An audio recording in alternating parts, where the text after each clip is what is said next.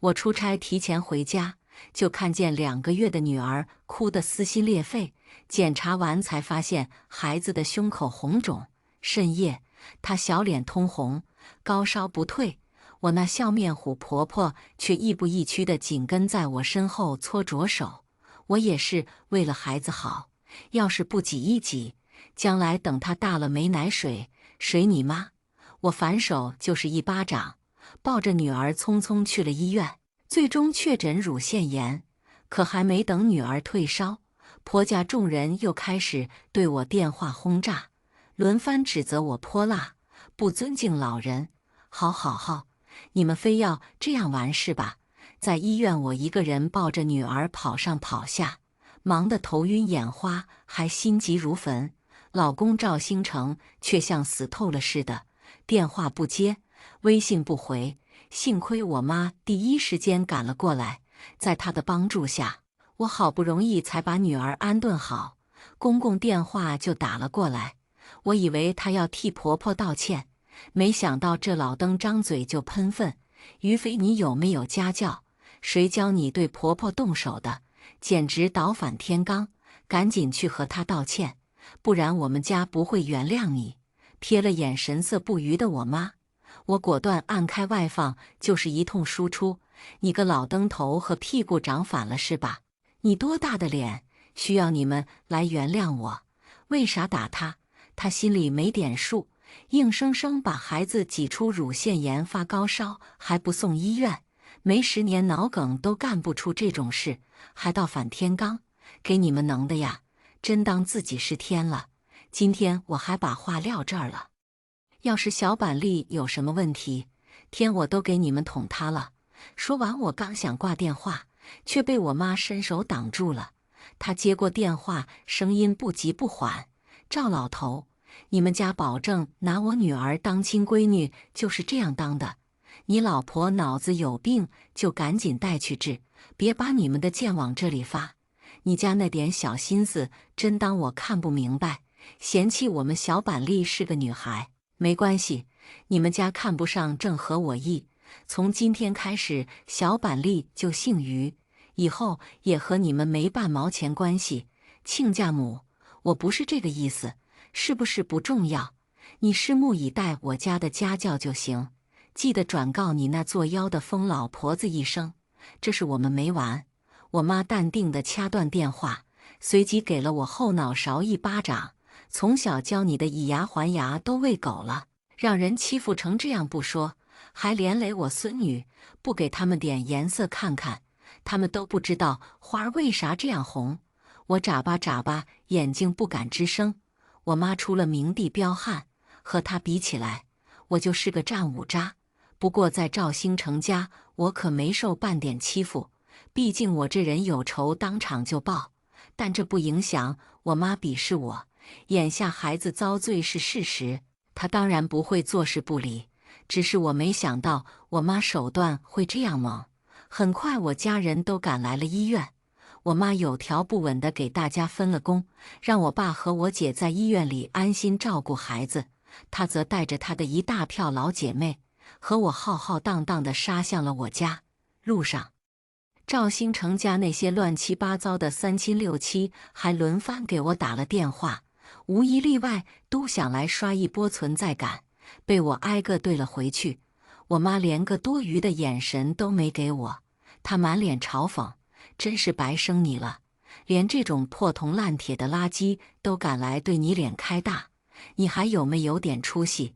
待会儿看好了，当妈的再给你上一课。咱们可以吃亏，但绝对不能吃气。”我本来还想解释，可我妈压根就不给我机会。进了门，婆婆正斜躺在贵妃椅上追剧，她嘴角来不及散去的笑容就这样僵在了脸上，连忙手足无措地站了起来：“亲家母，你这是……你家老头说于飞对你动手是没有家教，所以我特意带他过来，让你观摩下我们的家教。”说完，我妈对着她的老姐妹们一挥手，几个大姨立即冲上前，把满脸懵的婆婆按在了沙发上，然后撩起她的衣服就各种上手。婆婆鬼哭狼嚎了起来，我妈却淡定地拍了拍她的脸，干嚎啥呢？我这可是为了你好，忍着点哈，为了让你老头子对你一心一意，我也算尽心了。一家人不说两家话，高低得让你看见我家的家教。亲家母，我错了，错了。你怎么会有错呢？于飞怀孕时，你千山万水的跑来，又是给她找转胎丸，又是高价求生子符水的，要不是我没眼力劲儿，都给挡了下来，你早抱上了大孙子了。你也是为了孩子们好。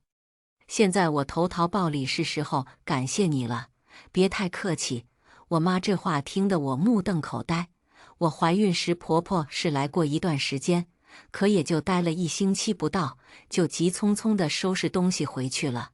我妈嘴里的这些事，我根本一件都不知道。如果知道赵兴成家重男轻女，我不会和他结婚。正当我愣怔时，我妈又继续开大，她扬起手，抡圆胳膊，甩了婆婆2个大嘴巴子。于飞生孩子那天，你们看见小板栗是女孩转身就走，要不是我们家还有几个人在，你们就把我闺女扔医院了，还有脸和我说家里有事？咋的？你们家这是上错坟，野鬼都跑你家来吃元宝蜡烛了。你忙着回去孝敬野爹呢，我出钱给于飞住月子中心，碍你们什么事？一天天的脸拉得比马脸都长，你也不打听打听，就凭你儿子那仨瓜俩枣，他养得起家，糊得上口不？2口子还借着照顾小板栗的由头，跑来鸠占鹊巢，继续作妖。喜欢几时不？今天不把你这老葡萄干榨出汁来，我都对不起我孙女。我妈一边骂骂咧咧，一边上手。我总算回过了神，原来在我不知道的时候，还发生了这么多事。原来一直都是我妈在替我负重前行，难怪每次公婆提起我妈时，都会不屑地嘀咕一声搅屎棍。感情缘由在这儿，他们惹不起我妈，就只能背后蛐蛐她。我妈护了我一辈子，却因为我的婚姻让她受了委屈。我拽住了她，妈，让我来，抡起桌上的烧水壶，我直奔婆婆。我妈飞快抢下烧水壶，斜眼瞅着我，别把家庭矛盾上升成阶级矛盾。你搁这儿打敌人呢？家庭矛盾扯扯头发，抓抓脸，肯定没问题，但别动东西，懂了？我秒懂我妈的意思，扔下烧水壶，张牙舞爪的又朝婆婆扑了过去。几个大姨唯恐被我误伤，连忙撒开手。婆婆再次发出了杀猪似的嚎叫，嘴里不时还大叫着杀人了一类的话。可惜她喊得再欢，也没人上门看热闹。毕竟现在城市里大家门一关，谁也不会管谁死活。要实在闹腾得厉害，别人顶多就是打个物业电话或是报个警，谁也不会上门找晦气。新仇旧恨一起涌上心头。我揪着老太婆一顿胖揍，下手也没了轻重。以前只知道她碍眼，喜欢人前一套背后一套，却不知道她单纯是坏。我甚至怀疑重男轻女都只是她的借口，她就是见不得我好。正打得热闹时，门锁忽然开了。赵老头呆愣几秒后，立即发出了土拨鼠尖叫：“你们在干嘛？还有没有王法？私闯民宅还殴打我老婆，我要告你们！报警！我要报警！赶紧报！”赵老头，你鸠占鹊巢久了，不会真以为这是你家吧？看清楚房本上是谁的名字！别说我没提醒你们，一直以来擅闯民宅的都是你。我妈有备而来，她啪的一下把房本影本拍在了茶几上，上面赫然写着她的名字。王云。赵老头眼睛都直了，指着复印件发出了啊吧啊吧的声音。婆婆也顾不上号，她蹦起来把复印件抢在了手里，随即杀猪声再次响起：“于飞，你骗我们！假的，这是假的！骗你们！你们有啥值得我骗的？骗你养的8只鸡，还是你家门口那块地，结婚时我娘家给的车子、房子都兑现了，但你们承诺的6万6彩礼，现在连个影都没有，还借着照顾小板栗的由头住进来虐孩子，竟然有脸说我骗你们！我满脸不屑。当初我低价赵兴成，他无车、无房、无存款，是个典型的3无人员，但他胜在脸长得好看，嘴又甜。我一门心思要嫁给他，我妈当时连半个反对的字眼都没有，说尊重我的选择，哪怕定向扶贫她也认了，总得让我感受一下嫁给爱情的滋味。只是她觉得我从小到大的眼神都不大好，以防万一和我做了约定，陪嫁的房子、车子都不写我名字。赵兴成如果对我从一而终，态度不改，那么等他死后，这些东西就会统统过户给我。婚姻失败也没事，全当打小怪升级人生经验。凡事总要试试才知道行不行。我也依照和我妈的约定，对此三缄其口。所以赵兴成一直都以为这些东西在我名下，但我没想到公婆反应会这么大，更没想到这成了压倒他们的最后一根稻草。2个老登立即现了原形，指着我破口大骂。他们以我为核心，以我妈为半径，横扫了我家祖宗18代。2人就像吃奥利给长大似的，满嘴喷粪，臭不可闻。我妈当然不会惯着他们，在她和几个大姨的齐心合力下，2个老登又被按在地上狠狠摩擦了一遍。最后，我妈还用洗马桶的刷子替他们清洁了嘴，给他们好好上了堂文明礼貌用语课。你俩不是背后总蛐蛐我是搅屎棍，现在就让我这根搅屎棍好好搅搅你们这2坨屎。2个老登号的那叫一个撕心裂肺，比死了亲儿子都惨。就在我们闹得热闹欢腾时，我爸打来电话说他在医院遇见了赵兴成。我以为赵兴成是良心发现，赶去医院看孩子，可我低估了这家人的无耻。电话里，我爸声音都气得直发颤。我在收费处看见那小王八蛋带了个女人，2人搂搂抱抱，腻腻歪歪的。要不是你姐拉着我，我非得上去把他牙打掉。老于别急，那女人是不是大着肚子？我妈抢过话头问我爸。得到我爸肯定的答复后，我妈当即就气笑了。好，难怪结婚后赵兴成不是出差，就是在出差的路上，感情是忙着开枝散叶。赵老头，这就是你家的好家教，我算开眼了。老话说得好，子不教父之过。既然小兔崽子不做人，那只能你这个当爹的替他受着。我妈扔下电话，抡圆胳膊，狠狠甩了公公几个大耳光，又招呼大姨们收拾赵家人的东西，当即就要把2个老登扫地出门。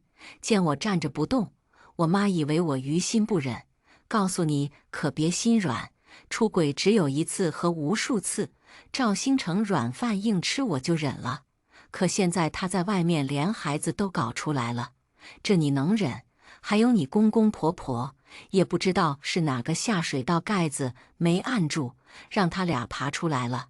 表面上看是重男轻女，但实际上到底是什么？你细品，他们要吃绝户。其实不用我妈提醒，我也意识到了这点。短短几分钟，足够我想明白一切。我和赵兴成的这场婚姻，自始至终，他都带着目的。他所有的好和温柔是有先决条件的，房子、车子他挨不着，就算和我离婚了，那也是我的婚前财产，他分不到半毛。忽然我脑中灵光一现，冲进卧室找出了那2份赵兴成给我和小板栗买的保险。不出所料，上面受益人填的都是他。事情闹到最后还是惊动了警察，我报的警。在等警察上门的同时，我先是给保险公司打去电话，以被保险人的身份要求更改受益人，并和他们约好了书面申请提交的时间。随即又在我妈提醒下，调出家里监控，把今天的记录全删了，然后才开始往前查找不利于公婆的记录。可不看不知道，一看吓一跳，我浑身冷汗直冒。表面上对孩子慈祥温柔的婆婆，背地里竟是个不折不扣的老畜生。视频中她摔打孩子，奶瓶砸脸，用毛巾捂小板栗的口鼻，相比之下，孩子的乳腺炎简直不值一提。我妈气红了眼睛，她转身一脚狠狠踹在婆婆脸上，然后抄起椅子，不管不顾的就砸了下去。此时此际，谁还管什么家庭矛盾、阶级矛盾？没当场打死她，都是我们母女善良。警察来时也惊呆了，赶紧拉开我和我妈，又拨打了救护车，说我们这是故意伤人。我颤抖着手提交了视频证据，含泪告诉警察：伤人我认，但我要告这对老畜生故意杀人。事情闹到这种地步，我只恨自己太信赵兴成，明知家里有监控，却没想过去查看，总以为孩子是他们的亲孙女，血缘关系摆在那里，打断骨头还连着筋呢。他们再怎么离谱，也离谱不到这种地步。是我低估了人性的恶，才会让我的孩子遭此大劫。我妈一巴掌又一巴掌地扇着我，骂我没心没肺，还瞎了眼。她的巴掌扇在我脸上，我感觉不到半点疼痛，心就像是裂开了似的，被人用手生拽着，疼痛而不甘。由于这事已经触及刑事案件，我们全都被请了进去。在警察帮助下，我们终于联系上了骨灰级失踪人口赵兴成。他赶来时神情惊疑不定，都没等警察和他说发生了什么，他已经一个滑跪跪在了我面前。老婆，我错了，我不该太相信爸妈，但他们把我养那么大，真的不容易，你不能因为这个就送他们去坐牢。我妈没有坏心思，她就是好心办了坏事。再说你们打也打了，骂也骂了，能不能就这么算了？咱们都是一家人，闹成这样，谁都不好看。爸妈也是为了孩子好，他们给你带了这么久的孩子，没功劳也有苦劳，你不能以怨报德不是？你出一份谅解书好不好？我爸妈现在还在医院躺着呢。赵兴成声泪俱下，我狠狠一脚踹开了他，滚！我妈自来眼睛里就揉不进沙子，何况是今天这样的事。他斜了眼赵兴成，赵兴成，别说我做事绝，两个老畜生是我打伤的，故意伤人我担了，该怎么处理我都认，但他们别想着做了这种事还能全虚全以的活着。既然让我不好过，那大家都别过了。妈，求你了！赵兴成抱着我妈腿嚎啕大哭，我妈弯腰笑眯眯地拍了拍他的脸。别人敬我1尺呢，我还他1丈；别人辱我3分，我就挖他祖坟。赵兴成，你们家走到头了，别以为之前你在我面前扮演好女婿，我就会向着你。于飞还是我亲闺女，我照样说打就打。说完，我妈手上忽然猛地用力，扇得赵兴成脸都歪了。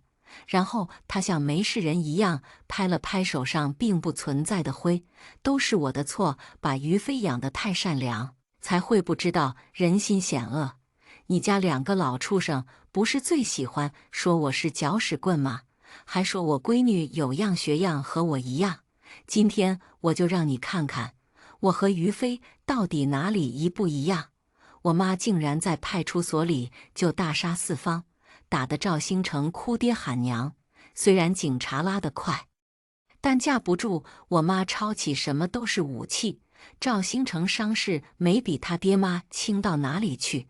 打完，我妈才云淡风轻地甩出张诊断书，请问肝癌中期能申请保外就医不？我知道自己今天犯的是原则性错误，来了就没想着能回去，但我这病需要化疗。再说视频你们也看了，这家子畜生不动手，我都对不起自己的良心。我妈说得很淡然，像是说别人的事一样。我一把夺过诊断书，不敢置信地看了一遍又一遍，上面王云2个字真真切切。我妈什么时候生的病？这么大的事，为啥我半点不知道？我哭得声嘶力竭，我妈却恨铁不成钢地数落我：别号，难听死了！我这还活蹦乱跳呢，你哭得跟上坟似的干嘛？于非为母则刚，我把你从小护到现在，以后你也要像我这样护着小板栗，别让人欺负了她。妈，你怎么什么都不告诉我？咋的？告诉你就能治好我这病，还是能起死回生？赶紧的，别磨叽。刚才我问过了，我们打人和他们虐待孩子是2个案件，加上你和赵兴成的离婚案，接下来有你忙的。虽然我妈嘴上不饶人，但她的手却轻轻摸了摸我的头，说她只能带我走到这里，以后的路得我自己走。我泣不成声，却牢牢记住了她说的为母则刚，因为我妈以一己之力担下了打人的事。我和几个大姨只是被教育了一顿后就放了出来，赵兴成也快步追了出来。他不敢置信地问我，是不是真要离婚，还假惺惺地反复和我指天立誓，说他心里只有我，他爱我和孩子，我不能因为他爸妈的错就牵连到他，他是真心实意地和我过日子。老婆，我答应你，等爸妈好了以后，我就送他们回去，再也不让他们掺和我们过日子了，成不？我不离婚，没有你和孩子，我根本活不下去，那就去死！你怎么这样狠？爸妈做的那些事，我真半点不知道。要不这样行不？你给他们出具谅解书，你妈打我们的事，我也不追究了，行不？赵兴成以为我还不知道他那些破事，竟然想力挽狂澜。我噌的一下从包里掏出了随身携带的防狼喷雾，对着他对脸狂喷。趁着赵兴成捂脸哀嚎时，我冷声骂道：告诉你赵兴成，就算离婚也不是现在，等你外面那女人生了，我第一时间就去告你重婚。至于那对老畜生，你也别想着他们好过，不让你们整整齐齐端上铁饭碗，我都对不起我妈。你知道？赵兴成再也顾不上好，如同见了鬼似的退了2步。我冷笑出声：老畜生不是说我和我妈一样是搅屎棍，不搅到你家破人亡，我怎么对得起这个名头？说完，我头也不回地离开，赶回医院。我第一时间向我爸求证我妈的事。我爸当即红了眼眶，他说半年前我妈就查出了肝癌，但那时我大着肚子，怕影响我情绪，所以我妈不许他告诉我。后来我又是生孩子，又是坐月子，这事也就耽搁了下来。我爸还说我妈这辈子就是要强，这事不止没有告诉我，也没告诉我姐。你妈说她有医保，又有退休金，没必要给你俩添乱，你们能把自己的日子过明白就不错了。看吧，还真和你妈说的一样，你们根本过不明白日子。我爸揉着眼睛，声音沙哑。我再次红了眼，回病房后却看见我姐眼睛比我还红，看来她也听到了我爸的话。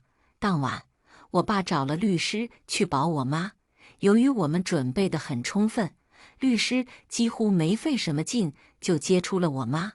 我妈回来第一件事就是要卖了我的陪嫁房，宁愿低于市场价出手，我都不想便宜了那家畜生。他们住过的屋子我嫌脏，回头妈给你再买套位置好的。妈，钱你留着治病，回头把车也卖了。赵兴成他不配开，我自己有钱，治病不用你担心。这事别和你姐说，她性子比你还软，受不了这个。我妈揉了揉小板栗的脸蛋，随即笑了。你委屈自己没啥，可别委屈了我孙女。她来这世上本就是奔着你来的，总不能让她感受不到幸福吧？好在她现在没什么记忆，这事应该不会留下太多阴影。以后你要好好爱她，连着我的这份，知道了？妈，我鼻夹发酸，刚想说什么，却见我姐推门而入。她笑嘻嘻地问我们去不去看热闹，说赵兴成爹妈就住在楼下科室，现在来了不少陌生人在慰问他俩，可热闹了。见我和我妈都没反应过来，我姐笑出了声：“你们没看手机，2个老登火了，啥情况？”有热心网友把小板栗这事发在了网上，还配了你家的监控视频。网友们秉着尊老爱幼的传统美德，能上门慰问都上门了，来不了的也寄了礼物。刚才楼下科室的小护士正骂呢，说花圈都快堆不下了。我姐捂嘴笑，我瞬时明白过来，看来这热心网友就是我姐无疑了。2个老登是被网暴了呀。其实不能夸这届网友太热情，实在是那些视频过于令人气愤。但凡是个人，就干不出他们那样的事。当然，这热闹我和我妈都没去看，毕竟这才哪儿到哪儿呢？真要实实在在扎在他们身上才会疼。对2个不爱上网的畜生来说，网暴还是威力过小，不足以解恨；但对赵兴成来说，网暴却是灭顶之灾。没多久，我爸就接到了他朋友的电话，对方和我爸大倒苦水后，才说出了真实目的：“老于呀，本来这是你女婿，按理说我应该给你几分面子，可赵兴成实在不像话。先不说网上都闹成啥样了，他自己业务能力也就那样，我实在千万别给我面子，该怎样就怎样。”我爸斩钉截铁地回道：“当初为了能我过好一点，我爸私下找到他朋友，帮赵兴成换了份活期工资高的体面工作。现在我们都这样了，我爸还能让他继续吃香喝辣？做梦呢！”隔日，我和我妈正在和房产中介沟通时，赵兴成来了电话，开口就说我爸朋友不厚道，因为网上一些莫须有的事就捕风捉影地开除他。他低声下气地和我赔不是，想让我和我爸说几句好话保住他。我当即就对道：“这仨瓜俩枣的工资你就别惦记了，还能让你拿钱养3姐，赶紧给找个住处，省得你家那俩老登出院都没地方住。什么？我妈已经把房子卖了，你家东西都扔了，反正是我花钱买的，扔了你也告不上我，票据我留着呢。”我直接挂了电话。等我妈和中介说好价格后，我们赶去了我的婚房。果不其然，赵兴成正可怜巴巴地守在门口。见面他就想往我跟前扑，却在看见我妈后不由得退后了几步。“老婆，我以为你没给我打电话是不想离婚，毕竟这是咱俩的婚房。你背着我把锁换了是几个意思？我妈房子她想换就换，需要和你打申请写报告。”我妈在一旁双手环抱，满脸不屑：“于飞是我闺女，我连她都不让住了，还轮得到你？咋的？你尿是磨砂的，照不出自己啥鬼样？又穷又丑还玩得花，没总裁的命却得了总裁的病，也不知道你那3姐愿不愿意和你吃糠咽菜。”见赵兴成想说话，我妈立马又补了几句：“于飞没给你离婚协议，是因为我们本来就不想协议离婚。你等着做被告席吧，所有花在你身上、老畜生身上，还有你给3姐花的，我们都要追讨回来。别说我没提醒你，我的车你最好今天就还回来，不然我报警你侵占个人财产，骗保这事你也别想了。于飞已经改了受益人名字，就算他和我孙女真出了什么事，你也捞不着半毛。”最后这句对赵兴成的杀伤力极大，他身形晃了几下，像是没料到我们连这个事都知道了。当然，他料不到的还有更多，比如他找的那个3姐其实是个没离婚的主，又欠了一屁股网贷，他被3了还浑然不知，人家肚子里装的到底是谁的种，真不好说。那3姐也算敬业，把他和他爹妈都哄得找不到北，毕竟指着他们一家帮他填坑呢。我当然不会提醒他。临走时，我靠近赵兴成，小声嘀咕了句：“保险赔的真不少，虽然在我和小板栗身上没了希望，但你还有别的亲人呀。”或许赵兴成现在不知道我这话的意思，但相信他很快就会用上。也不知道是被我妈打怕了，还是三姐的肚子等不了。小板栗出院没几天，赵兴成又找上了我，和我协商协议离婚。他说这段时间他已经反思过了，这事确实是他对不起我，他愿意净身出户，还说要把他卡上的10万给我，算是给我和孩子的补偿。他不希望将来还和我有太多纠缠。我一巴掌挥他脸上，10万就想买断抚养关系，你想的怎么那么美？告诉你，净身出户不算，以后抚养费你必须按月给，少给1个月我就告你遗弃。不懂就善用百度，看看上面怎么说的。我不是这个意思。怎么，三姐肚子装不住要出来了？赵兴成，现在我可不着急，急的是你们。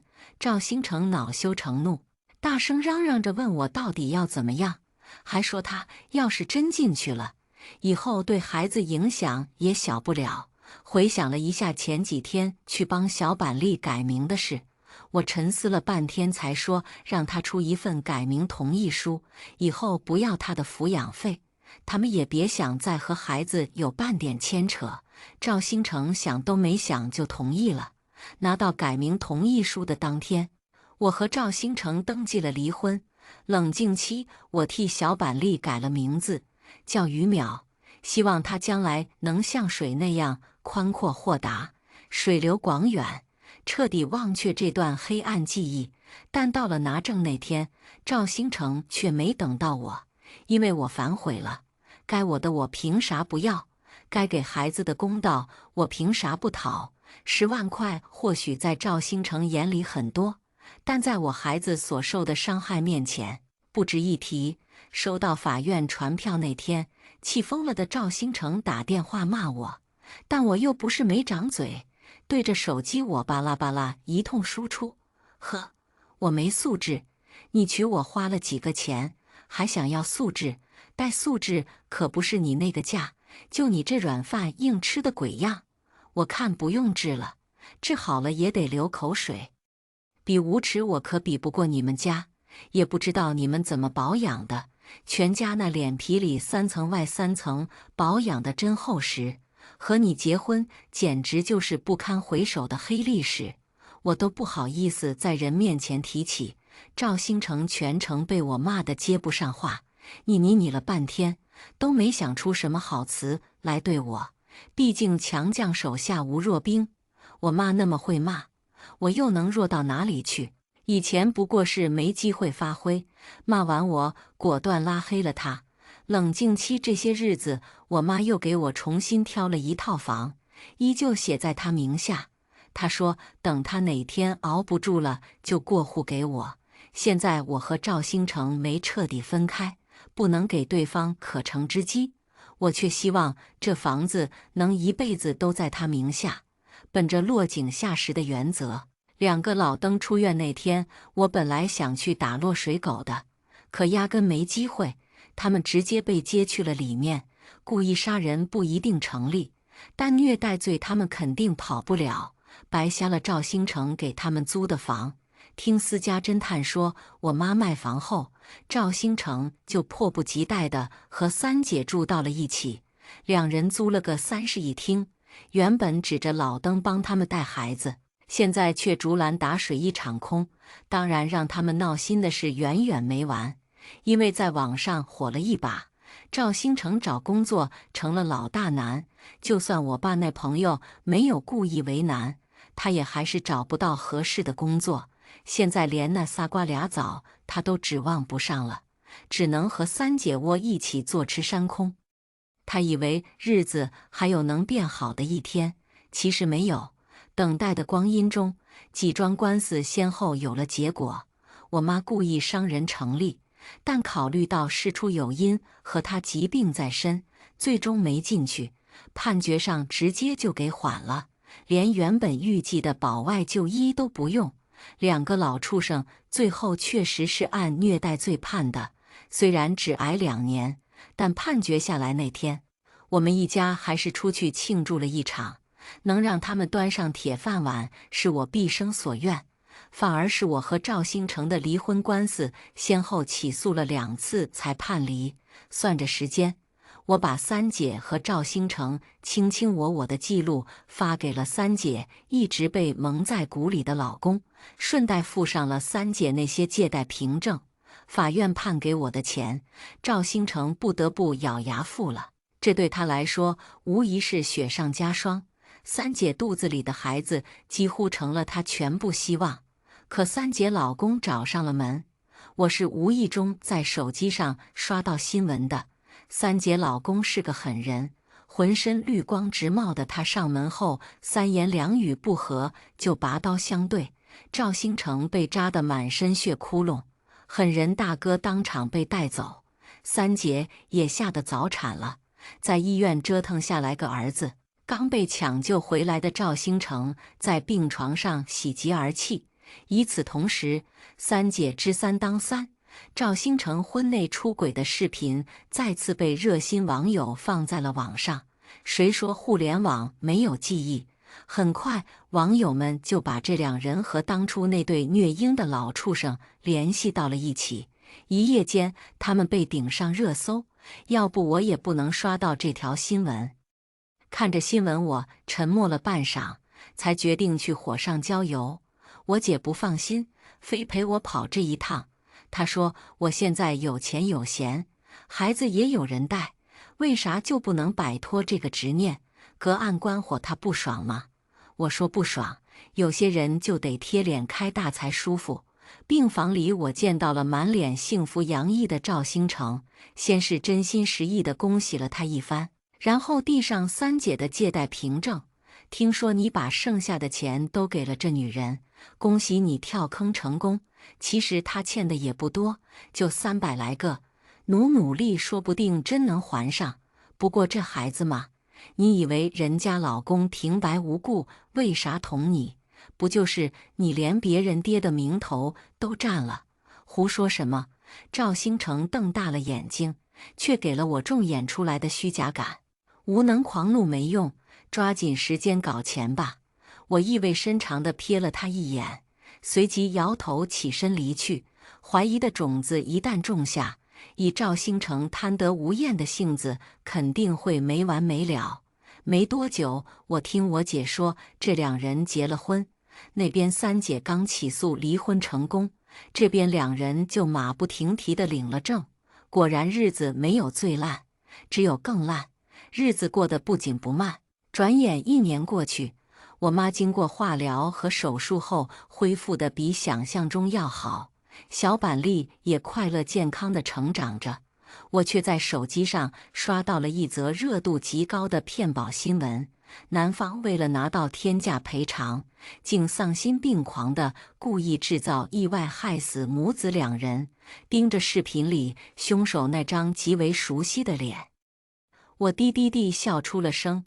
果不其然，赵兴成欲壑难填，终究还是动了手。他用了当初准备对付我的那套法子来对付三姐母子，可警察眼睛是雪亮的，怎么可能被他轻易蒙混过关？因为赵兴成作案手段残忍，令人发指，很快被判了死刑，连缓都不带缓。等那对老畜生刑满释放，他们连赵兴成的最后一面都没赶上。可我做梦都没想到，他们还能找到我。2个老登哭哭啼啼跪在我新家的社区大门外，耗得那叫一个荡气回肠，说他们只想看看亲孙女，毕竟是这世上他们唯一的亲人了。这幕恰巧被早上晨练回来的我妈撞见，我妈冷笑出声：“就你们那劣质基因还有传下来的必要？赶紧从哪儿来的死回哪儿去！我孙女和你们这对老畜生可没半点血缘关系，为啥打她？她心里没点数，硬生生把孩子挤出乳腺炎发高烧还不送医院，没10年脑梗都干不出这种事。我姐也心虚地压低了声音问我：当初你悄悄买金子的事，咱妈知道，不然她怎么会这么说？或许是巧合。我比我姐还虚，看了眼那边还在和人唇枪舌剑的我妈，我俩蹑手蹑脚地折回了家。结婚后没多久，赵兴成就体检出了无精症。那时我还真以为自己嫁给了爱情，看他表现出一副很喜欢孩子的架势，我悄悄去了精子库。可实际上，恐怕赵兴成自始至终都知道他自己有病，不然也不会任由他爹妈那样对小板栗，更不会在我去医院火上浇油时反应的那么假。他哪里是喜欢孩子，他是喜欢坐享其成别人带给他的天价收益。果然心软是病，情深致命。推开门看着朝我奔来的小板栗，我暗自庆幸自己抽身够早。我姐用手肘拐了拐我：你就不怕那两人缠上你？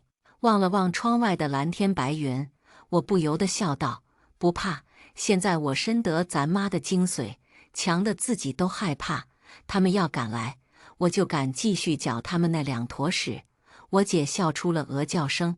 姐姐在我医院体检，查出了白血病，我的骨髓恰好配型成功。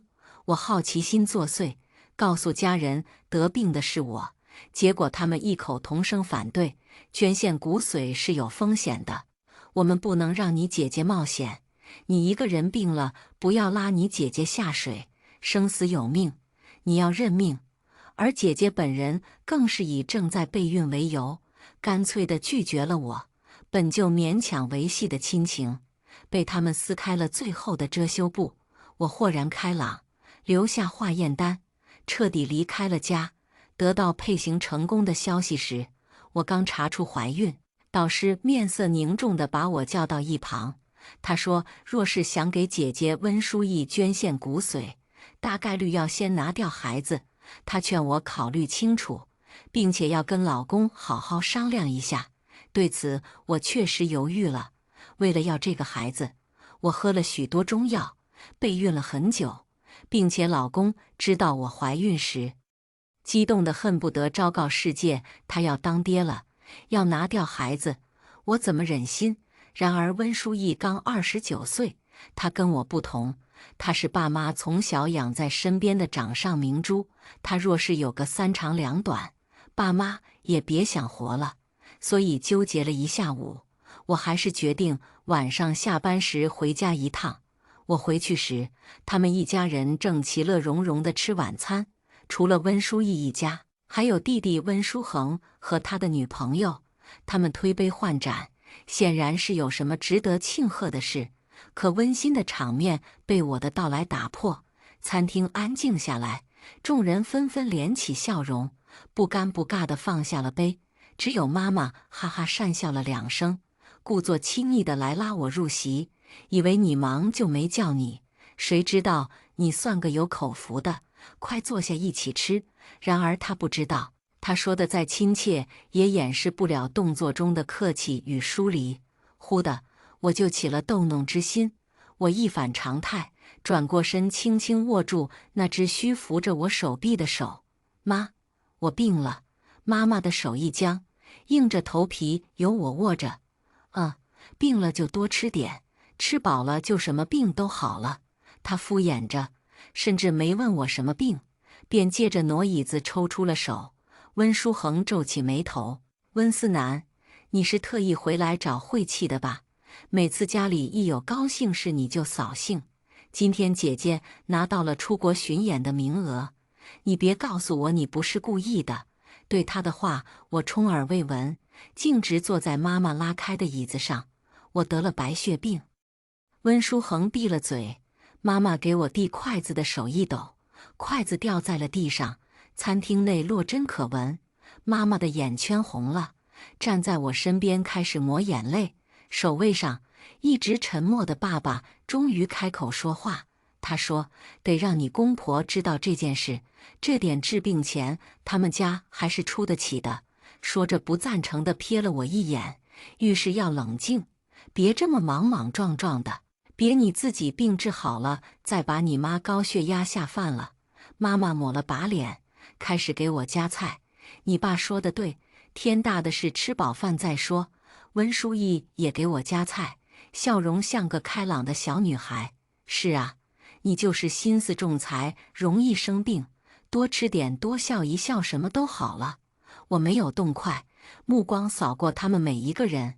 我回来不是借钱治病，我就是想问一下，姐姐能不能给我捐骨髓？餐厅再次安静下来，好半晌，爸爸重重地将筷子顿在桌子上。胡闹！他紧紧拧起眉毛。你不知道捐献骨髓是有风险的吗？我苦笑了一下，冒很小的风险，救我一命，不值得吗？爸爸固执地将脸扭向一边。我们不可能让你姐姐去冒这个险，1%的风险发生在书意身上也是100%。对于爸爸的答案，我毫不意外。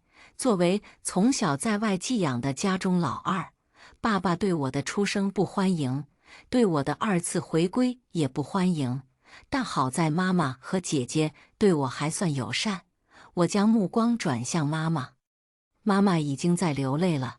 我希冀地望着她，我想我们或许会因此打破以往的生疏。她会看在我生病的份上，像平常拥抱姐姐那样过来抱我一下。可她却流着泪，说出了更加无情的话。她说：“孩子，向来生死有命，再不甘心你也要认命啊。”她捂着心口，语气悲戚：“你一个人生病，就要拉你姐姐下水。你要是让我同时失去2个女儿，我该怎么活呀？”那一刻我才彻底清醒。妈妈怕的不是同时失去2个女儿，她只是怕失去姐姐而已。我失去了兴致，将目光转向了作为当事人的温书意。自从我被领回家，温书意对我还算和善，虽然总说些冠冕堂皇的话，那应该也是温室里养大的缘故。至少他在温书恒欺负我的时候，会出声训斥他，所以我还抱着最后一丝期待。然而温书意此时却一改往日温和的态度，满眼愤怒地瞪着我。温思南，你就是故意的！他情绪激动地站起身来，仿佛忍了我很久。有些话我早就想说，你一直觉得爸妈把你送出去养亏待了你，所以你从回来就摆个阴暗脸，热衷于给所有人找不痛快。你整天装得畏畏缩缩，好像自己在外面受了多大的苦一样。别以为我们不知道，你不就是想让爸妈愧疚吗？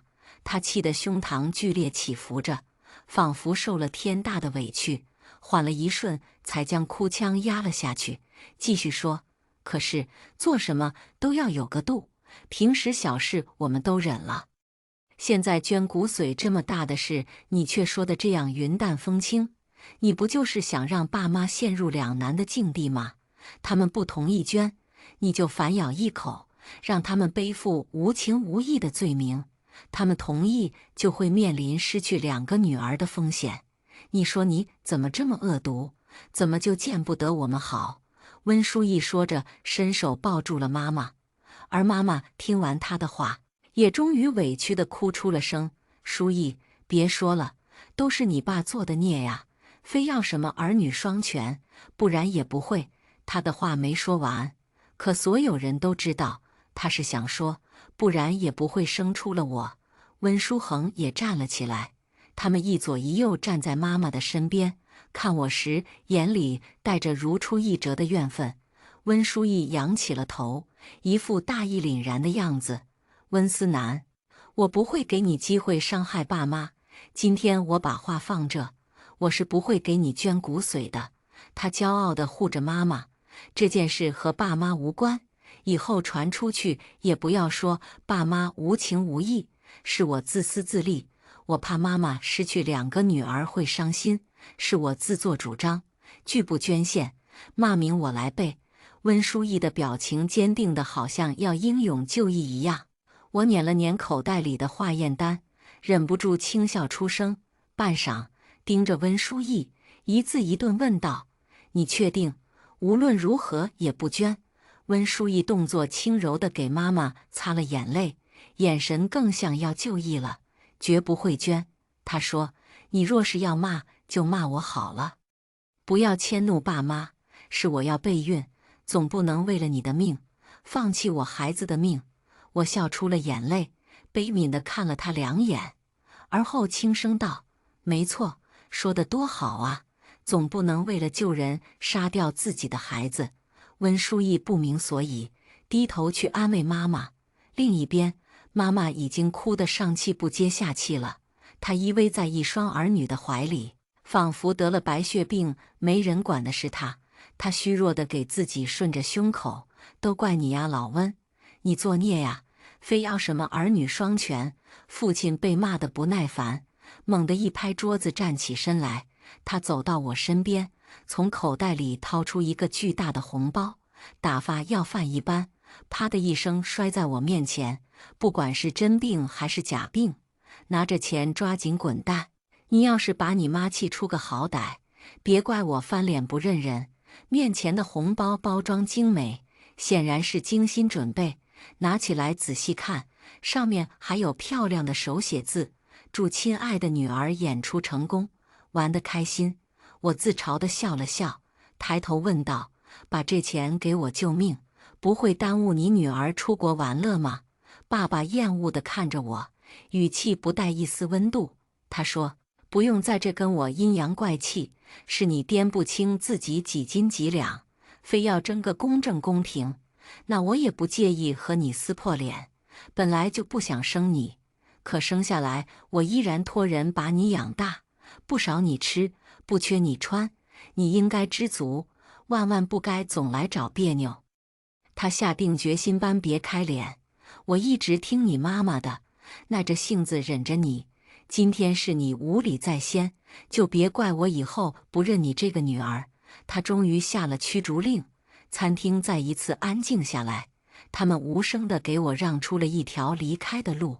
所有人都静静地看着，等着我这个脏东西快点带着施舍离开。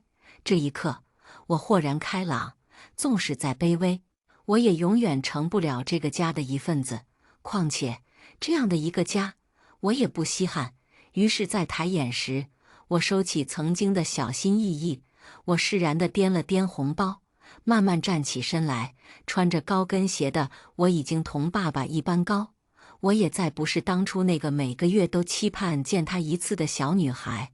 我平视着他的眼睛，静静地问道：“既然你口口声声说不想生，我为什么还出生了呢？是没控制住自己下半身，还是说我是别人的种啊？”爸爸的瞳孔骤然收缩，震惊得说不出话来，嘴唇抖了2下，后知后觉地扬起巴掌来打我。我侧身躲开，晃了他一个趔趄，接着用下巴向妈妈一点：“还有你，别假惺惺的在这哭个没完了。现在想起马后炮来了，不想要我的时候，为什么不意志坚定点呢？难道当初怀我的时候是被我爸强暴的吗？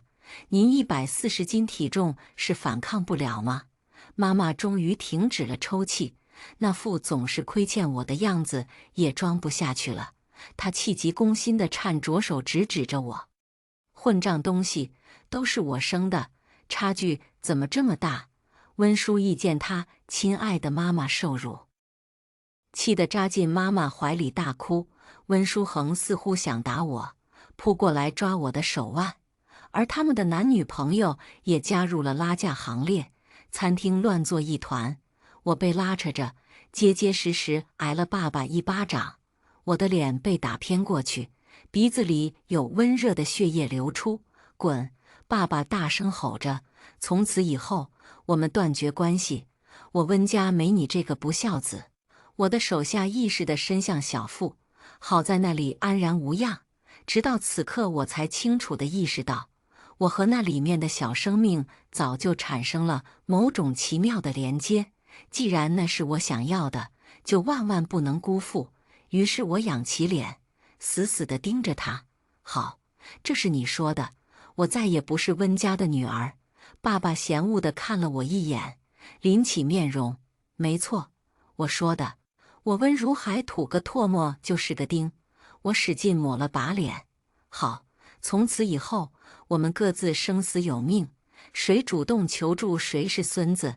爸爸梗着脖子没有说话，温书义哭着抢道：对，谁主动求助谁是乌龟王八蛋，谁天打雷劈不得好死，还不快滚呐你！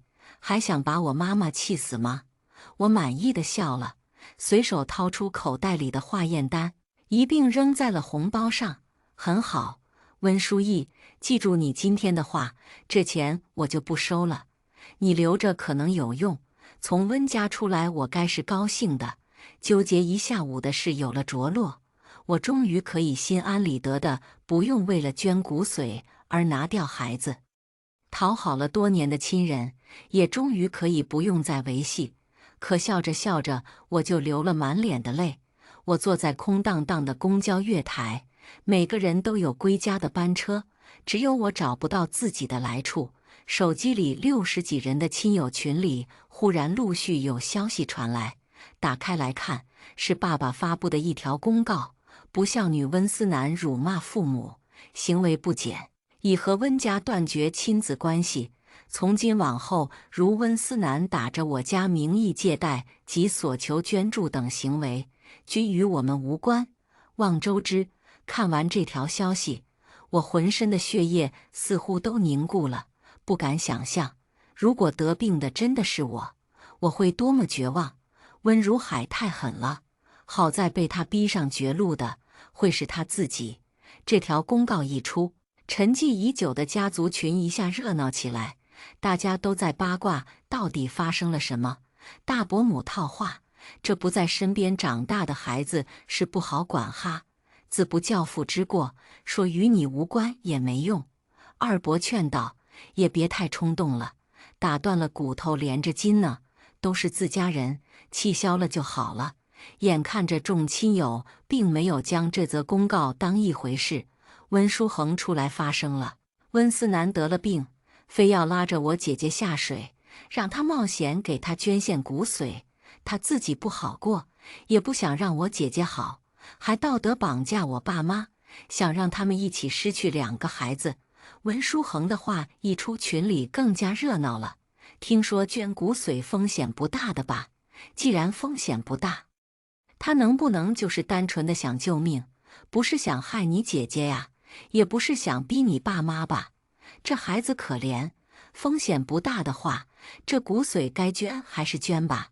眼看着群里舆论有些失控，温书义亲自下场：各位亲友们，本来家丑不该外扬，但我爸爸是因为担心大家上当受骗，才发了这条公告的。骨髓捐献风险到底大不大是个未知数，但温思南会找你们配型是肯定的。爸爸就是怕到时候大家真的捐献遇到风险说不清，所以才来提醒一下。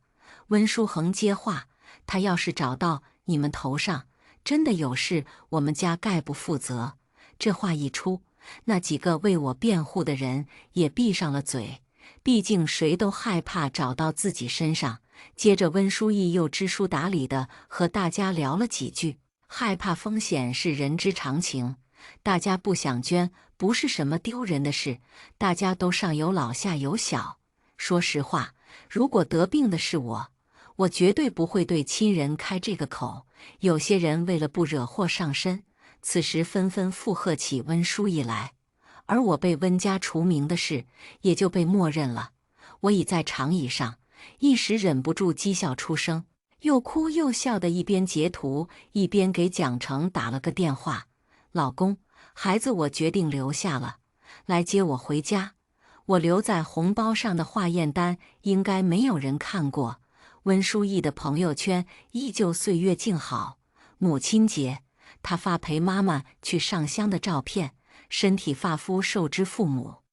妈妈说，对他来说，最好的礼物就是爱护好自己。那之后，我收到了妈妈托人送来的护身符，也仅是一块护身符而已。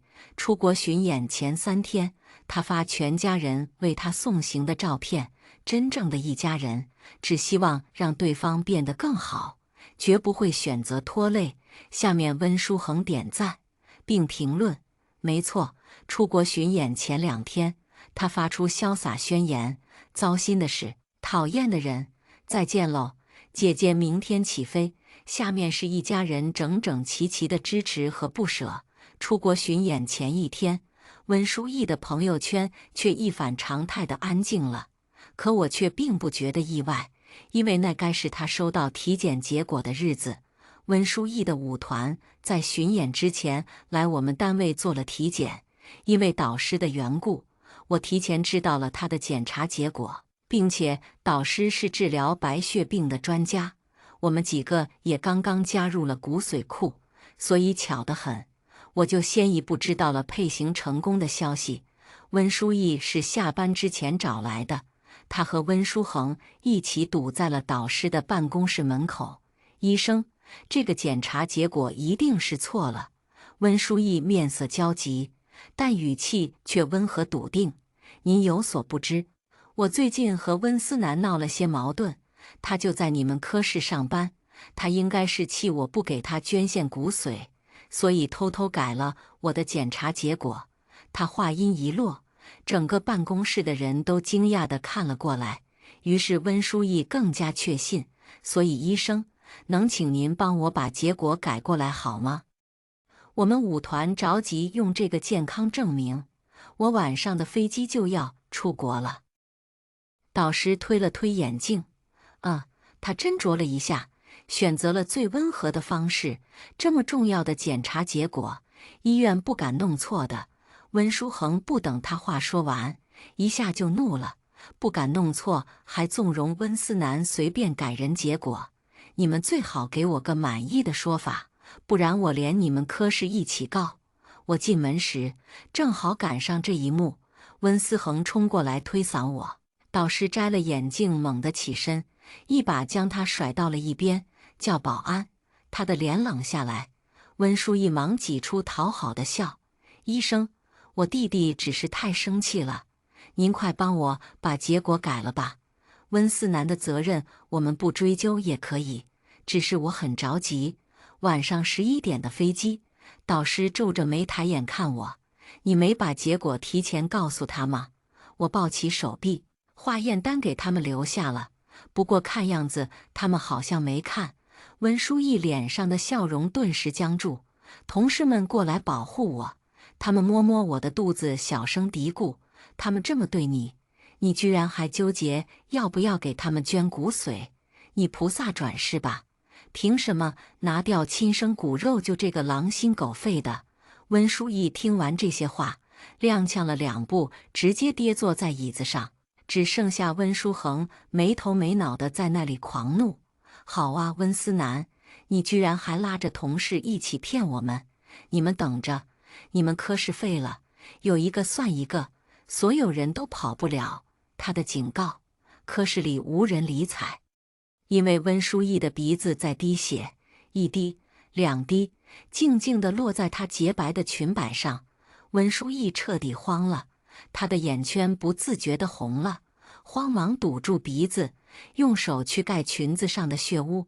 她惊恐又愤怒地抬头看我：一定是你，就是你搞的鬼！无人回应，众人看向她的目光或多或少都带上了同情，于是她就崩溃了。眼泪一对一双的掉下来，最后被保安连搀带拽的弄出了办公室。温书意没能出国巡演，全家陪着他四处加急做检查。毫无疑问，结果是肯定的。他们也终于找到那张被我留下的化验单，后知后觉地发现自己到底做过什么。他们找到化验单那天，妈妈给我打来了电话，电话接通，嚎啕的哭声便猝不及防地传了过来：温思南，你就是故意的，他们早就说你心思阴暗，我还不信，现在我终于信了，你就是故意激我们，让我们跟你断绝关系的，你就是不想救你姐姐。此时此刻，他并不觉得救温书意非我不可，因为温书意有他们的财力人力支撑，他们对治好他充满信心，所以他卸下伪装，肆无忌惮地骂我。我默默挂掉了电话，将他的号码拉黑。最终他们权衡再三，还是选择了最权威的。我的导师在一次见面，也是在医院里，温书义办理了入院。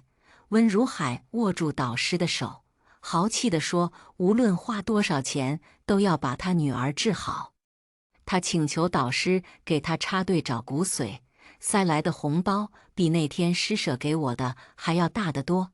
导师无奈地将红包退回去，告诉他们暂时没有合适的骨髓，只能保守治疗。然后提示他可以组织愿意捐献骨髓的亲友来查一查，看能否配型成功。温如海迫不及待地伸出胳膊，查我的，我亲闺女，我的肯定能配型成功，我给她捐。导师回头默默看了我一眼，温如海顺着他的目光看过来，看见我时不自在地用拳抵了抵唇。我翻开资料夹，例行宣读捐献骨髓可能产生的危害。读完，定定地看着温如海，捐骨髓危害这么大，还捐吗？不怕捐完让你老婆一起痛失2位亲人吗？温如海脸色涨红，却依然硬着头皮别开脸。捐！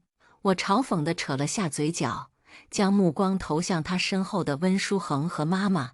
温书恒倒是坦荡，不用废话，我捐，没办法，我就是这么双标。你在我这里当然没办法跟我姐姐比，你也是吗？我问妈妈，妈妈又双眼含泪了，似乎从那天骂我的冲动中冷静了下来。她一声不吭地默默抹着眼睛。孩子，哪个当妈的都疼爱自己的女儿，如果当时不是被你气过头了，我怎么会？我嗤笑一声，打断了他，你只要说查不查就行。我好请人安排体检。妈妈一噎，讪讪地低下头。捐，也同意温书恒捐吗？妈妈揪住了胸口，声音发颤。同意，现在不怕风险太大，痛失一双子女了。妈妈双手蒙住了脸，眼泪无声地从指缝流了出来。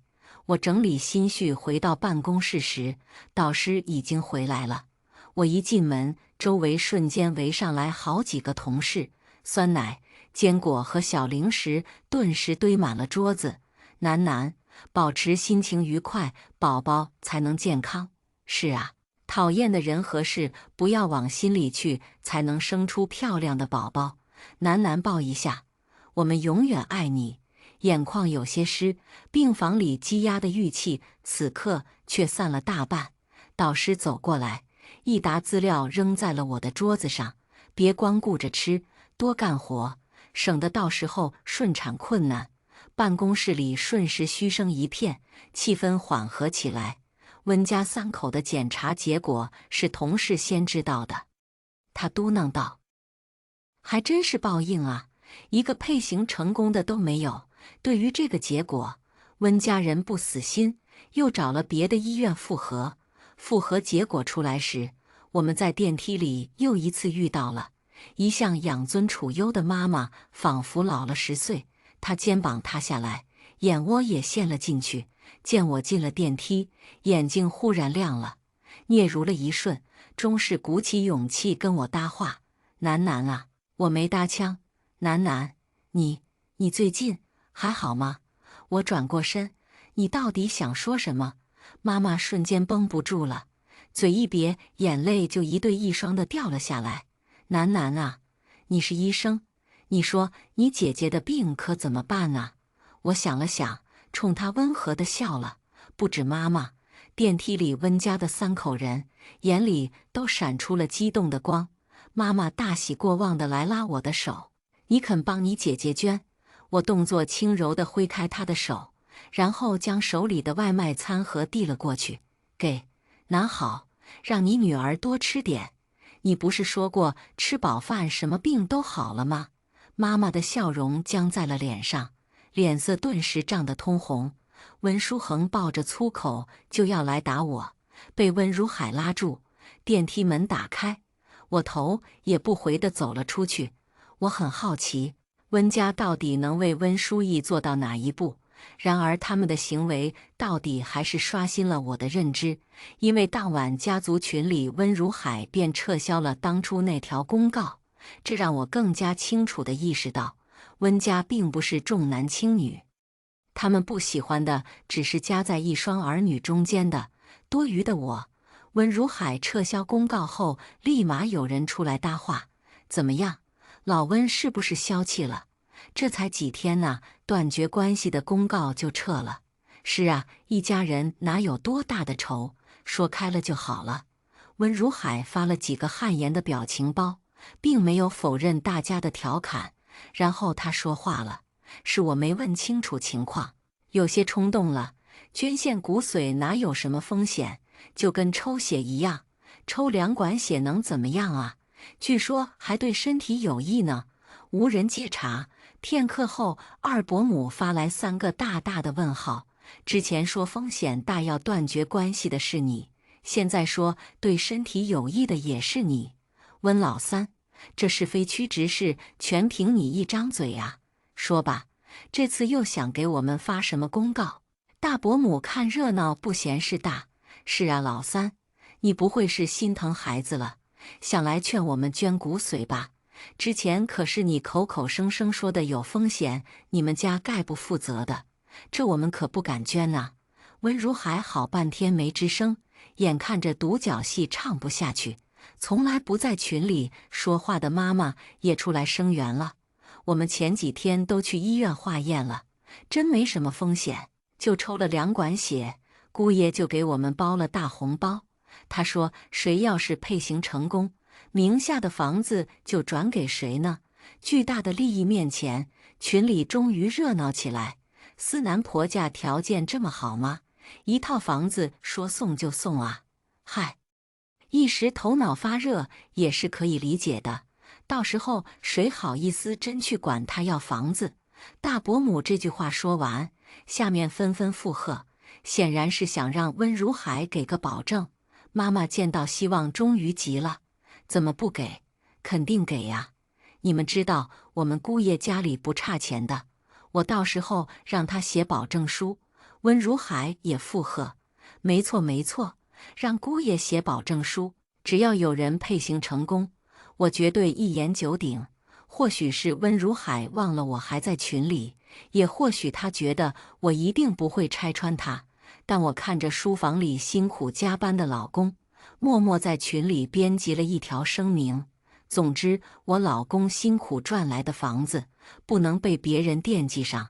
声明内容：本人温思南，得白血病的不是我，需要骨髓配型的也不是我，所以我老公的房子也没有答应任何人。另，我与温家确实断绝了亲子关系。一言九鼎的温如海想骗你们给谁捐骨髓，你们要调查清楚，捐献骨髓产生的一切后果与我温思南无关。群里再一次炸了，那些有些是非官的小辈打听出原委，纷纷出来说话：“三叔，你是什么情况？得病的是书义，你为什么说是思南？三叔不会是偏心吧？开始以为思南生病，所以断绝关系，现在发现是书义，所以来骗我们捐骨髓。不会吧，三叔，偏心这么明显吗？你这么做人，谁还敢给你家捐呢？”大伯也终于出来说话：“老三，你这就有点不地道了呀！都是亲戚，你有必要这么骗我们吗？倒不是为了房子，你这个处事方式还真没人敢冒头了。”眼看着事情搞砸了，温书义终于沉不住气了，他发了长长的一条语音过来，语音里他带着哭腔，恳求各位亲友。他说房子他也可以出，救命之恩他一定铭记于心。然而所有人都知道，她和她老公做了婚前财产公证，她根本拿不出这个房子。而温如海为了给温书恒买房，更是拿不出多余的房子。于是有人甩出了一张截图，图上正是之前的聊天记录里温书义说的话：“害怕风险，人之常情。大家不想捐不是什么丢人的事，大家都上有老下有小。说实话，如果得病的是我我绝对不会对亲人开这个口。群里安静了，这最后一条信息就那么明晃晃地摆在那里，像一个巨大的巴掌一样，狠狠抽打着温书义的脸。温如海的至亲虽然带着不满，但最终有几人主动来做了化验，大伯、二伯，还有几个哥哥，但最终无一人配型成功。最后，妈妈还是找上了我。就在温书义的病房里，我被拉了进去。偌大的包间已经架好了几架摄像机，妈妈迎头就给我跪了下去：“楠楠啊，求求你救救你姐姐吧！只有你和你姐姐的配型成功了，你为什么不肯救她呀？”我扫视一周，认出了几个出名的视频号，他们正在开着直播。闻声赶过来的同事面色凝重地给我看手机，直播间已经围了很多人。这女的铁石心肠吧？那可是亲姐姐，怎么能不救？是啊，还白衣天使呢，自己亲人都不救，还指望她能救别人？这是哪家医院的医生啊？我们避雷一下，我的心彻底冷了下来。我收起手机，冷冷地看着妈妈：“我不捐，就要毁了我是吗？病了一个，再毁掉一个，怎么不怕同时失去2个女儿了？”妈妈有些难堪地垂下了眼，脸色肉眼可见的涨红。可在余光瞥见病床上的温书义时，她目光又立马添了几分为母则刚的坚定。那是我从未感受过的，来自母亲的安全感。只见妈妈豁出去般将头使劲磕在地上，一下一下拼了命地磕：“楠楠啊，求求你，看在我生你养你的份上，你就救救你姐姐吧！只是捐骨髓，什么风险也没有，你怎么就不愿意呢？妈妈知道你是嫉妒你姐姐，觉得她样样比你好，可生死大事你不能犯糊涂啊！妈妈也是为你着想，要是你姐姐真有个3长2短，你余生都要在愧疚中度过呀！”她一番撕心裂肺的陈述，直接让直播间里的人数飙升了几万。这妈妈都给她磕头了，她居然无动于衷啊！就是啊，捐骨髓又没有什么风险，干嘛这样为难自己的亲人呢？她妈妈说的一定是真的，她就是怕自己女儿以后愧疚，所以宁愿自己磕头，也要救2个女儿。她真的，我哭死！妈妈见我无动于衷，直接跪着过来，一把抱住了我的腿：“楠楠啊，你要是怪妈妈照顾你姐姐多一些，妈妈给你赔罪，是妈妈的错，不要迁怒姐姐。只要你肯救姐姐，妈妈哪怕去死也无所谓。只要你们姐妹和睦，你余生无愧。”本来梗着脖子站在一边的温书恒，看着妈妈做到这个份上，也终于屈尊降贵地跪了下来。他跪得笔直，我噗地笑了。怎么电梯里不还要打我吗？这是干嘛呢？温书恒胸膛剧烈起伏着，脸憋成了猪肝色，闻言怒视着我，恨不得将我碎尸万段，然后直直地将头磕在地板上。地板被磕得咚一声，显然磕得不轻。直播间又是一阵疯狂辱骂，这女医生真是冷血动物，是要逼死她妈妈，再逼疯她弟弟吗？人肉到了，这医生是某某医院的，我们去堵他。姐妹们离得近的先冲，我随后就到。同事焦急地扯我的袖子，我安抚地看了他一眼，示意他别慌。直播间才10几万人，还远远不够。温家人也意识到了这点，于是终于轮到了温如海。他似乎痛风犯了，腿一瘸一拐地挪到我面前，老泪纵横地看着我，眼里慈父般的光辉看得我浑身汗毛立马竖了起来。这样的眼神我从未见过，甚至在他将我送走时都没这么慈爱地看过我。我搓了搓胳膊，嫌恶地别开眼：“要跪快跪，恶心人的话少说。”于是温如海一噎，张着的嘴就那么半张着，最后什么也没说出口，只是重重地跪在了地上。果然直播间炸了！我的天哪，这一下跪得我好疼，这个父亲给我看哭了。妈的，别让我见到这女的，见到我非扇她个大逼斗！众筹扇这狼心狗肺的女医生！众人的怒火被拱到了极致。这时，温书义梨花带雨地从病床上下来，他跌跌撞撞扑到妈妈身边：“妈，别求他，妈，我就算死也不想看你这么卑微。”他哭得撕心裂肺：“妈妈，求你，求你站起来！妈妈，我心疼，我心疼你啊，妈妈！”他拉不动妈妈，又去拉温如海和温书恒，哪个也拉不动。于是，一家人就那么跪坐在地上，抱在一起，哭成一团。不就是捐骨髓吗？抽我的，在哪捐？也查查我的。第一批扇巴掌小队已抵达医院。妈的，今天要这个女医生好看！直播间人数创了新高，病房门口也围满了人，就连医院领导都赶了过来。妈妈渐渐停止了哭声，她来拉我的手，眼神里已经带上了胜利的笃定。楠楠，一家人哪有说不开的话？你听话，我已经跟医院领导说了，不让他们难为你。你放心捐，我已经说过你爸爸了，什么断绝关系的话让他收回。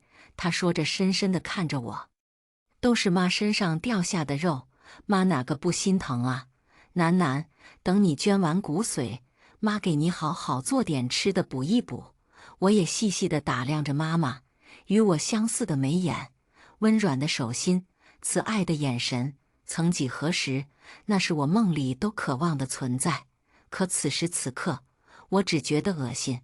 我漠然地挥开她的手，朝门口使了个眼色。门口的位置被让开，导师带着医院领导走进了病房。领导来了，领导来了，快开除这个冷血的家伙！开除，开除，开除！直播间里被开除的呼声刷了屏。妈妈假模假样地朝着领导鞠躬：“领导，我求求你别开除我女儿，她捐，我已经劝过她了，她同意捐。”同事被她的操作气笑了，连导师那一丝不苟的脸上都露出了难以置信的表情。我冲他做了个无奈的表情，然后随手拿出了手机。谁说我要捐了？我的话一出，妈妈愣住了，直播间也无语了。真是死性不改呀！领导来了都不好使，非要我们正义之士出手了。冲了姐们们，某某医院门口集合。我将手机调出了一段视频，然后点击了投屏，然后大大方方走过去，冲着摄像机整理了一下衣领。既然大家想看，我就给大家再吃点好的。记住了，我叫温思南，是这个生3胎拼男孩的家庭里的老二。我从4岁被送出去寄养，17岁养我的小姨去世，我才被接回家。至于我为什么不捐骨髓，请看 VCR。 我话音未落，温家几人瞬间觉察到了不对。温书恒反应最快，上来抢我的手机，却被来维持秩序的保安控制住了。妈妈脸色灰败，一个劲地摇着温如海的胳膊：“都怪你，要不是你怎么会？”我回过身，医院领导点头示意了一下，于是我按下了播放键。直播间的几十万人安静下来，病房内外也安静下来，静悄悄的，只剩电视机里我回家那天的画面。那是放在厨房里的摄像头拍下来的，整个餐厅的画面一览无余。我说：“妈妈，我病了。”她夹着菜说：“多吃点。”我说：“白血病。”她说：“吃饱饭，什么病都好了。”我问：“能不能让姐姐给我捐骨髓？”温如海用力地将筷子摔在桌子上，大幕再一次飞起。卧槽！我看到了什么？10级反转！刚才就觉得不对，无冤无仇的，人家怎么可能不捐？这家人太他妈双标了！看得火大。视频继续播放，温书义笑呵呵地说：“我心思重，多笑一笑，什么病都好了。现在得病的是他自己，他怎么不笑一笑啊？笑一笑就好了。你他妈怎么还住院啊？”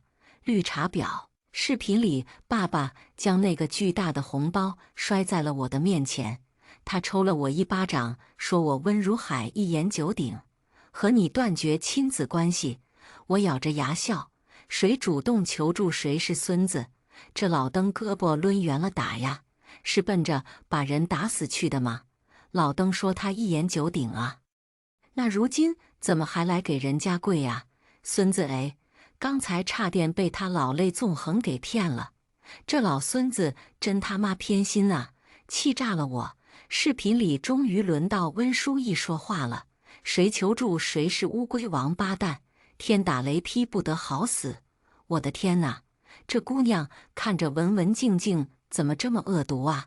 天打雷劈不得好死，报应怎么这么快就来了呀？怪不得他刚才自己不求，原来是发了毒誓啊！现世报，太爽了！视频还在继续，只不过是我离开之后的景象。那张化验单被放在红包上，无人看一眼。温书恒像扔什么脏东西一样，直接撇开，拿起红包递给温书义：“姐，你出国的红包，好好玩，别被他影响心情。来来来，接着吃。”找晦气的人走了，咱们继续。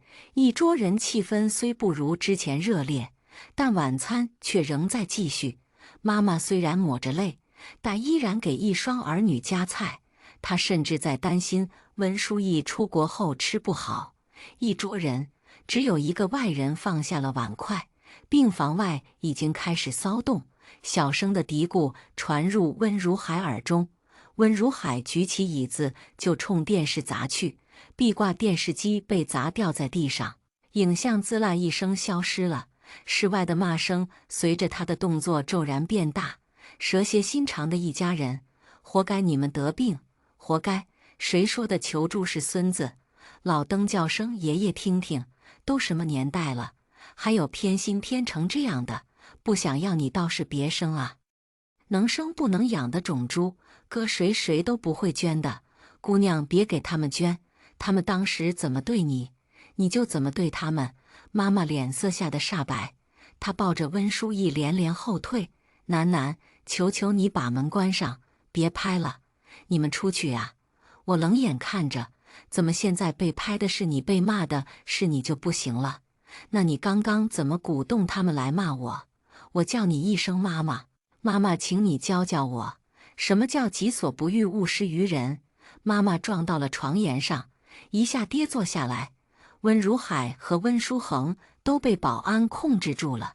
弹幕上的消息还在飞快滚动：医院门口集结完毕，改变攻击目标。妈的，被这两个老登当猴耍了！今天就让他们看看猴不是好耍的。我从导师手里接过一张彩超单，对准了摄像头。那是一张我怀孕的证明，证明清清楚楚地出现在荧幕上。既然今天人多，就请大家做个见证。如今我怀孕10周，之前询问了导师，如果要进行骨髓捐献，大概率要先拿掉孩子。温书义的命是命，我孩子的命也是命。但说实话，我曾经真的在这2条性命之间纠结过，到底捐不捐，我也拿不准主意。我的话还没说完，妈妈像听到了什么希望一样，猛地冲过来：“楠，妈就知道你不能这么狠心，原来是怀孕了。你听妈的，孩子还能再要，可人死不能复生。”这次弹幕的骂声没有现场快，妈的，快闭嘴吧！孩子再要也不是原来那个了，臭不要脸！为了自己的女儿，凭什么牺牲别人的孩子？若不是保安拦着，那些人就要冲进来打人。我推开妈妈，接着说：“他们说的没错，我也是后来才想通，孩子再要也不是原来那一个，是我求来的孩子，我没权利随随便便就杀了他，所以这个骨髓我没有办法捐。”一次性把话说清楚，是防止温家人再去找医院领导闹，也为了舆论能站在我这一边。所有话说完，领导也表了态，他说如果温家再去找他闹，他不介意将他们赶出医院。事情告一段落，温家人彻底失去了希望。可我还是低估了他们对温书义的爱。当我被同事保护着往外走时，妈妈忽然朝摄像头跪了下去。这一次，她的头用尽全力地往地上磕去：“求求你们了，千错万错都是我们2个老家伙的错，求你们给我女儿捐一下骨髓吧，求求你们了。”而这时，一张家族群里的聊天截图忽然出现在网上。截图里，温书义的发言被加粗放大醒目地标注：“如果得病的是我，一定不会冲亲人开口。捐骨髓有风险的话，我们家概不负责。”这样的话一出，不止骂声一片，更是一个来配型的人都没有了。纵使温家卖房悬赏，也寥寥无人。那天的直播风波后，温如海和温书恒在医院门口遇到了他们招来的愤怒网民。本要落在我身上的拳头，悉数落在了他们身上。那之后，温书义的病程进展很快。科里为了保护我，将我调到了别的病区。老公担忧，希望我暂时不要上班，怕温家人对我报复。然而没等来报复，先等来了妈妈上门。她是晚上来的，冰天雪地里站在楼下抱着保温饭盒等我。老公放她进了门。她除了我新婚时来过一次，还是第一次来我家里。她四处打量着，眼眶渐渐湿润了。她将饭盒打开，一层层摆好，糖醋排骨。她说着抹了把眼睛：“你小时候最爱吃的。”我只觉得胸口一阵憋闷。4岁的孩子按理说没什么记忆深刻的，但我永远不会忘，我被送走那天正在吃他做的糖醋排骨，总也不对我笑的妈妈。那天笑容温和地喂我吃糖醋排骨，她还说那是专门给我做的。然而一块都还没吃完，温如海就板着脸急匆匆地进来。他说：“快点，车等急了。”然后就不由分说地将我从餐桌上拎了起来。那天我嚎啕大哭，嘴里的半块排骨也掉在了地上。从那以后，我就再也不爱吃糖醋排骨了。妈妈哽咽着夹了一块排骨递了过来：“楠楠，妈对不起你，妈知道你怨我，但是我何尝不难受呢？那个重男轻女的家庭，妈妈也是身不由己呀，你知道吗？从你走了以后，妈妈再也没做过糖醋排骨。”酸甜的味道钻进我的鼻腔，一瞬间便将我打回了4岁那年的寒冬。我无助的像要溺水般，眼泪大颗大颗的流下来。妈妈颤着手来擦我泪：“楠楠，我承认我偏心，我养了书义20几年，只养了你4年，我不自觉的就对他更好一点。可是楠楠，这是妈妈的错，别惩罚书义好吗？看在妈妈养了你4年的份上，把骨髓捐给他吧。妈妈知错了，妈妈以后加倍补偿你。面前的人，我记得他的怀抱，渴望过他的关爱，我永远做不到像他对我一样狠心，鬼使神差般。我想，如果温书义能挺到我生完孩子，那我会不会捐呢？那天的糖醋排骨我最终也没有吃，我确实是个内心阴暗的人。我想我生完孩子可能也不情愿捐骨髓，可妈妈可能给温书义传达了什么错误的信息。温书义用力来撞我肚子时，嘴里喊着的是要杀死我的孩子。我早有防备，轻松便躲开了他的袭击。他被医患们合力围了起来，他似乎精神有些失常，见没撞掉我的孩子，索性跪坐在地上发起疯来。杀不掉你的孩子，我就求求你，求求你，怎么了？不就天打雷劈不得好死吗？哈哈哈哈哈！我本来也要不得好死了。说着，他又哭了起来。求你了，温思南，我求求你，把你的孩子打掉，骨髓捐给我吧，求你了。他们推杯换盏，显然是有什么值得庆贺的事。那天之后，温书义被赶出了医院，他最终没有等到我的孩子出生，而我也不用再纠结到底捐不捐的问题。从那以后，我与温家人再也没了联系。据说他们被网暴得很严重，已经远远地搬走了。再一次见面是4年后，我带女儿回小姨故居给小姨扫墓，远远地在墓地里见到了一个人，妈妈断崖式衰老，整个人都没了精神。她看着我的女儿，似乎恍惚了起来，看着看着就流下泪来。楠楠啊，你回来了，妈妈做的糖醋排骨还给你热着呢。什么？你病了呀？捐，妈妈给你捐。女儿害怕地躲在我身后，我抱起女儿，默默地与她擦肩而过。再后来，女儿问我：妈妈，你会给我要个弟弟吗？我坚定地摇头，不会，我绝不会让我的女儿受到一丁点的偏心待遇。